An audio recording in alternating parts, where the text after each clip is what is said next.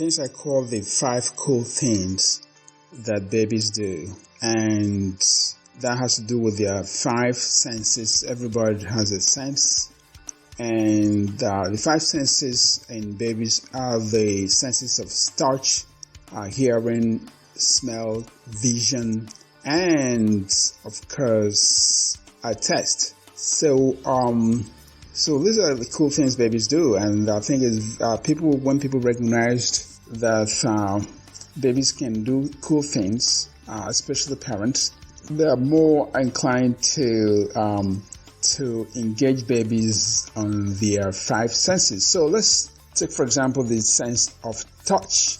Anybody who has been to the labor and delivery, like I've been several times as a pediatrician, would notice that babies, once they come out from their mother, they're ready to start grabbing, holding on to things, materials, people's hands, anything they come across, they hold. It's called a grasp reflex. And when they do that, they kind of calm them down.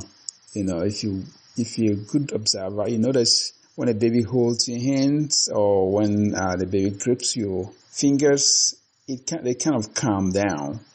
So that sense of touch is related to the nervous system and the brain, and it has some relaxing effects.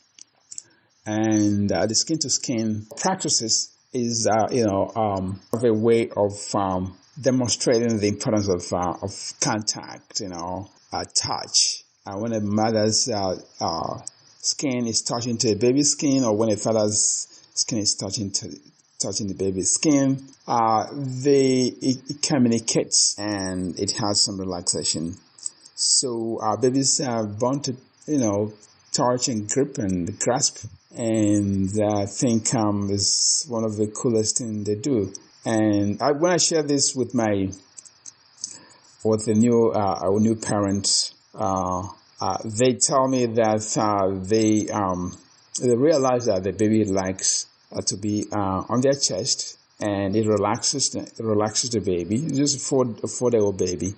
So parents are eager to pick up on that. They know that, and they share experiences, and it's left for the physicians to affirm that touch, grasp, and holding, cuddling, cuddling is very developed in babies, and is a way to form that relationship, that bonding, to initiate that.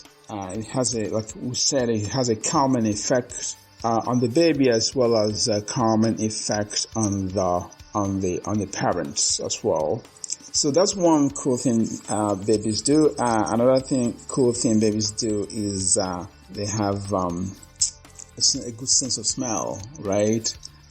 Babies are able to differentiate their parent smell, their mother's smell from other women. So the sense of smell is very, very sharp in babies, and it's protective in a way because they can turn away from things that has bad smell, noxious smell. They can turn away from that. And of course, if a mother is breastfeeding, the baby is able to smell that breast milk, and it turns to that breast milk, right? So that is a very cool thing. The sense of smell, and is also so I consider that as one of the cool things babies do, able to smell, right? And recognize that this is a mother, and I can recognize that smell, or this is my dad, I can recognize that smell. So parents, the more you make yourself available, the more babies can recognize you through the way you smell. There's something with hearing. Babies' hearing capacity is very developed when they're born. In fact, babies can hear in utero when they're still in the womb, and then this hearing capacity could sharpen up and they are able to hear their parents' voice, and if it's familiar, because if it's familiar to them, they turn to their parents. So keep talking to the babies. They're hearing you. They might not be able to respond verbally, but they're hearing you, and they will remember some of the things you tell them. It will be ingrained in their mind and consciousness as they begin to mature, become toddlers, infants, toddlers, and young adults. So, and when a baby recognizes your voice and you talking, the baby is quiet, knowing that somebody, a familiar voice is around the corner, and they can tune in quickly and watch and see what that familiar voice is going to do. In fact, when I share this with a couple too, they tell me they realize quickly that babies, they notice that this baby could hear, and that they sing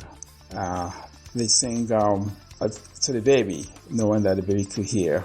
So parents pick that up on their own, and the physicians only have to affirm that this is important, and this is and they are right, and of course expand it by telling them what that means, right? How that translates to a quality relationship when your baby can hear you, smell you, and also feel you, feel your skin, so, and of course, the sense of vision is also there in babies.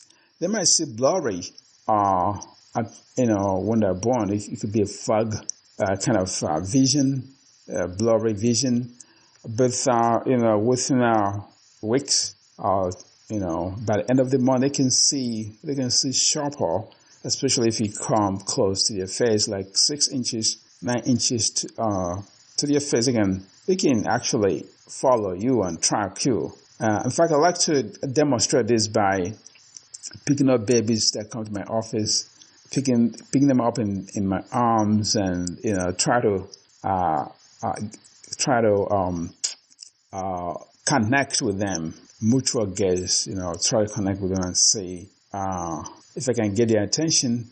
And sometimes, if I stay on it, depending on the age of the baby, they could actually lock eyes with me and begin to track me to a certain degree, left and right. And if I'm lucky, I can get a smile, and everybody gets a smile out of that. The baby smiles.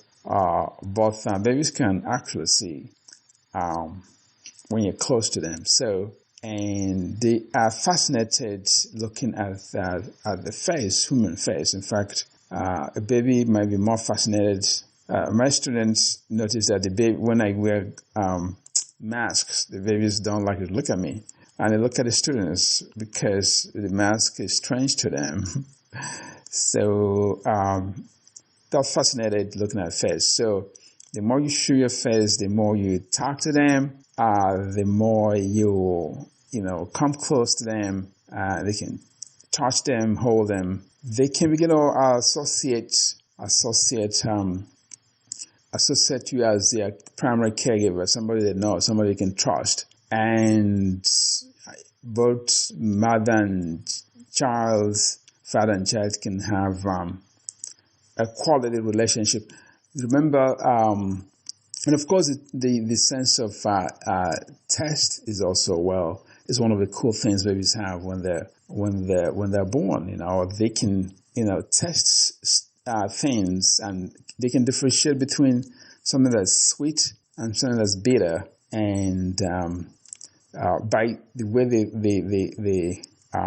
form their face, and the way they twist their mouths, and the way they stick out their tongue and spit it out.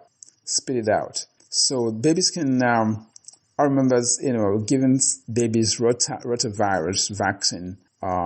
Some babies don't like that, and they kind of resist. They don't just swallow things just because you put that in their mouth, if it's something bitter, they will resist. They will put their tongue out, right, and refuse to swallow. Unless, of course, if they're hungry.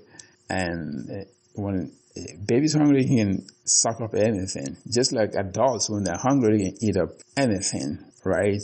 But if you're satisfied, you can begin to discriminate things that get into your mouth. So this is senses babies possess when they're born, right? Ready to engage with adults who are there for them. Remember the most important thing is the back and forth response between you and your baby. You are initiating and the baby is responding. So there's this back and forth thing. All right, it's not a one way thing. It's a bidirectional. What the researchers call serve and return. I think is Dr. Shankoff and Ethel, his group, coined that term, serve and return. Just like in tennis, where you serve and there's a return. So that is how the relationship between parents and newborn should be. Mutual relationship, mutual give and take, right? Sometimes babies initiate a point of contact and mother responds, father responds. Sometimes the father instigates and baby responds. And these are very important because these are the things that, like we said over and over again in this podcast, that help build a quality relationship between parents and their babies, and very important in social-emotional health, happiness, of the babies and infants when they grow up. And then these are the things also that underlines are the foundations of learning, language development, speech development, and cognitive development. So these are all intertwined. These relationship through sensory baby senses, right? If a parent were to engage babies in all these sensory capacities the baby already have positively, that would build into a quality relationship between the baby and their parents. And with that, the brain cells, the neurons that are burdened, would spread out some more and interconnect between them, which will support all these social milestones that I mentioned before: happiness, confidence. A baby who enjoys quality relationship with their parents. So I'm very happy to discuss these things, and there are ways people have said it in the past. People have said babies are born to engage with their adult partners. It's like a dancer. It's like two dancers, right?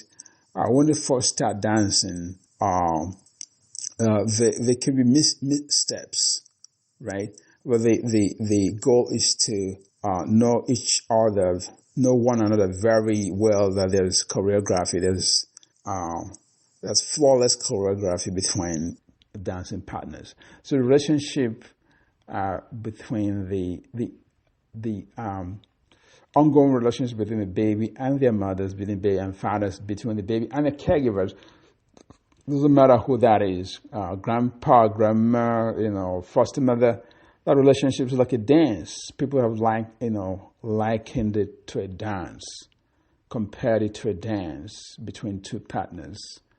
And it could start it could start with difficulties, and until two partners, if they work on it, will get to a stage where they are dancing flawlessly, right?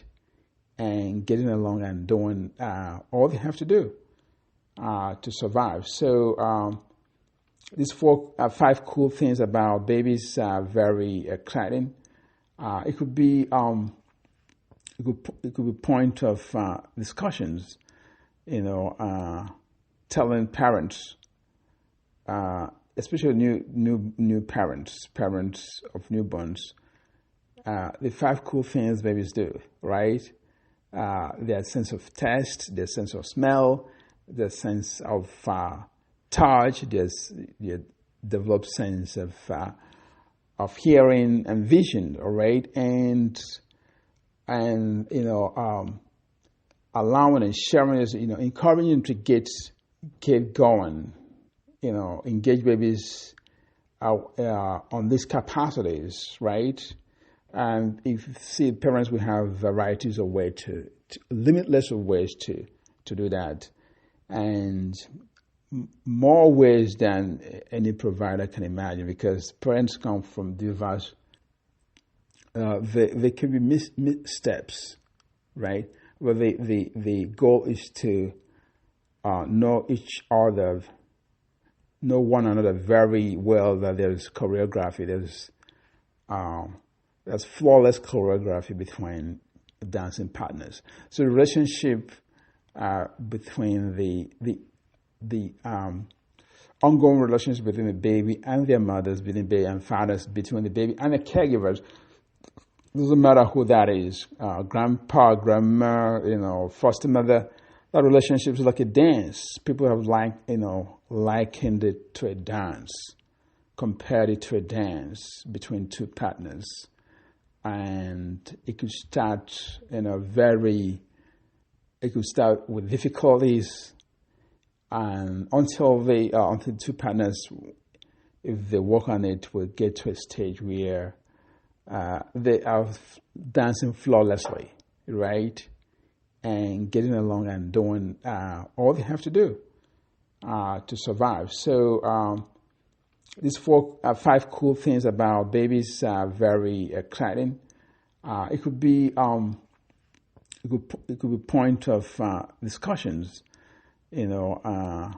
telling parents, especially new parents of newborns, the 5 cool things babies do, right?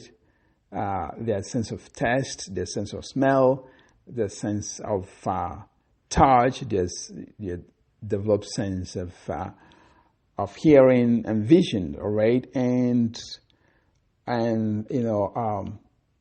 allowing and sharing is, encouraging them to get going, engage babies on these capacities, right? And if you see, parents will have varieties of ways limitless of ways to do that, and more ways than any provider can imagine, because parents come from diverse diverse societies, and some of the ways they engage babies are cultural, right?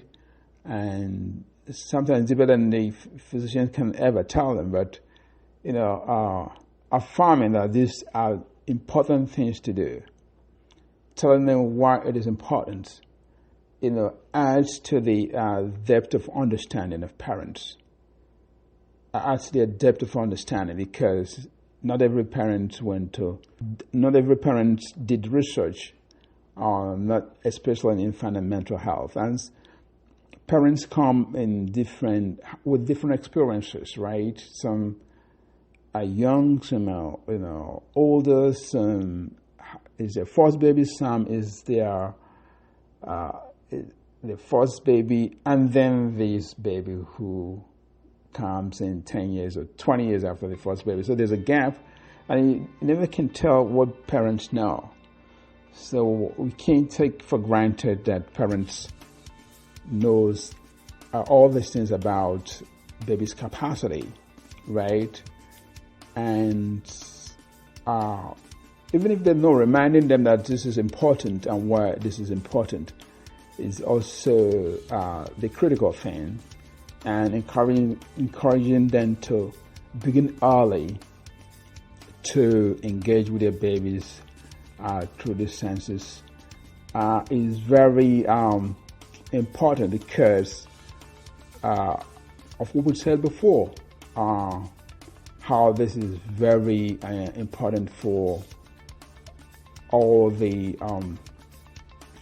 later milestone, okay, that babies are expected to have as they get older, right? So parents don't have to wait on the babies a week old or 2 weeks old or 2 months old or a year old. This is the importance. I can't stress this enough. Babies are born so engaged the day they're born. Okay, they're ready. So are you ready as a parent? Are you ready as a dad? Are you ready as a mother? Are you ready as a grandpa, grandma, uncle to engage this baby to get on with their development and brain power, right, and happiness and social emotional health? Especially this is important. This topic is important to me, especially with this with ongoing social media where a lot of parents are distracted, from engaging the newborns, right? Facebook is there, Twitter, LinkedIn, everything, Instagram, TikTok. So these are things that are competing with the time mothers, parents have to stay with the baby and engage them. So this something is very important, right? As a way of mitigating against competition that social media has brought into this family relationship, into family dynamics, into baby parent dynamics, right? So the more parents hear about this, the better. Okay, it might offset some of the time parents spend on social media, because when they engage their baby using this knowledge, is a quality relationship, is active relationship, is a relationship based on goal orientation, right? Because this is science-based, research-based, and evidence-based. And I'm not the first person who's saying this. I'm just trying to revisit what other scholars have done already. Sometimes they've used all their academic career to give these principles, give these practices out to everybody. As a pediatrician, I think I am in a better place because I see these babies, all right, at newborn nurseries, in my offices, and I follow them, all right. So do other pediatricians too. So if we combine and talk about these basic parent-baby relationships, it will be this world will be a better place. The kids will grow up being better kids. All right, at least give them a good foundation to go into the world and associate with the wider environment. Right. Okay, this is a foundation to engage with wider environments, with your peers as they grow up. Okay, but the parent newborn relation is a starting point, right? The starting point, and you want a starting point to be strong, so that the babies, the infants, the child can always come back to the parents as we'll call a secure base, right? Because of that love, that initial love between, that initial bonding, that initial relationship is very important as babies, as children begin to grow and meet wider environments, right? Go to school, go to daycare, go to elementary school, college, high school, elementary, as they begin to move and they're gonna move into the wider society, they would always remember, they have a strong bonding with their parents, right? And they would come back, as adults, once this foundation is there. It's more likely will come back as adults, seeking refuge in their parents' wisdom, in the relationship they have with their parents. So this is a very important subject, because socio-emotional health is fundamental to success. Whether you're going to be a businessman, whether you're going to be a teacher, whether you're going to be a Wall Street broker, whether you're going to be a pilot, whether you're going to be a dancer, whether you're going to be a nurse, right? A soccer player, a football player, whatever, it doesn't matter. Your social emotional health is very, very important, and that's what's going to pass to your kids, right? It is generational skills you can pass to your kids. So I don't see any subject better than this. Even as a doctor, it doesn't matter what profession you are. That relationship is very, very important. The relationship you share with your parents is very, very important. And your parents have to have the knowledge, the skills to engage you in all these aspects of human senses for mankind to begin to evolve to a better species, right? Begin to evolve. Otherwise, we're going to degenerate. Otherwise, we are going to degenerate if we don't engage babies and newborns this way. If we don't engage them this way, we're going to probably degenerate into a society of people without emotions, right? People that don't have, people with no relationship cues, no secure base. And I don't think that's going to be good for humankind. So let's keep this connecting tissue going, right? The pioneers in this field have done the heavy lifting, right?